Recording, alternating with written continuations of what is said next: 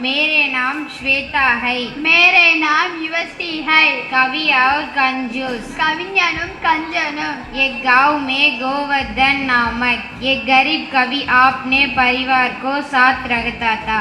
ஒரு கிராமத்தில் கோவர்தன் என்ற ஏழை கவிஞர் குடும்பத்துடன் வாழ்ந்து வந்தான்। एक दिन वह महेंद्र नामक धनवान को घर पहुंचा।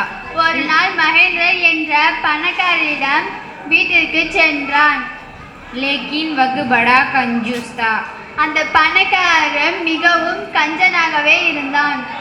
गोवर्धन ने उस पर झूठी प्रशंसा की कविता सुनाई। கோவர்தன் மகேந்திரனை பற்றி பொய்யாக புகழ்ந்து வாசித்தார்। इसे सुनकर महेंद्र ने अपने नौकर से गोवर्धन के सोने की थाली और 4 अशफिया आने को कहा।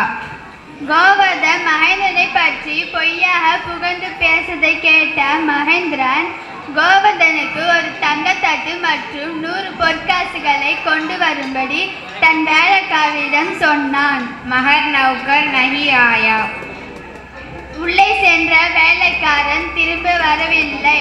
गोवर्धन के पूछने पर महेंद्र ने कहा ही आपने मुझे खुश करने के लिए झूठी प्रशंसा की है, उसी तरह आपको खुश करने के लिए भी झूठ प्रशंसा की है। தங்கத்தட்டு மற்றும் 100 பொற்காசுகளை எடுத்து வரச் சொன்ன வேலைக்காரன் திரும்ப வரவில்லை என்று கோவர்தன் மகேந்திரனிடம் கேட்டதற்கு மகேந்திரன், நீ என்னை மகிழ்விக்க பொய்யாக புகழ்ந்து கவிதை பாடினாய் என்று கூறினார்। அதை போல நானும் உன்னை மகிழ்விக்க பொய்யாக கவிதை பாடினேன் என்று கூறினான்।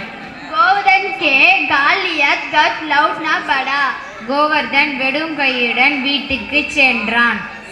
कंजूस पुलगर भी कोटी तमड़ी तक नहीं देता।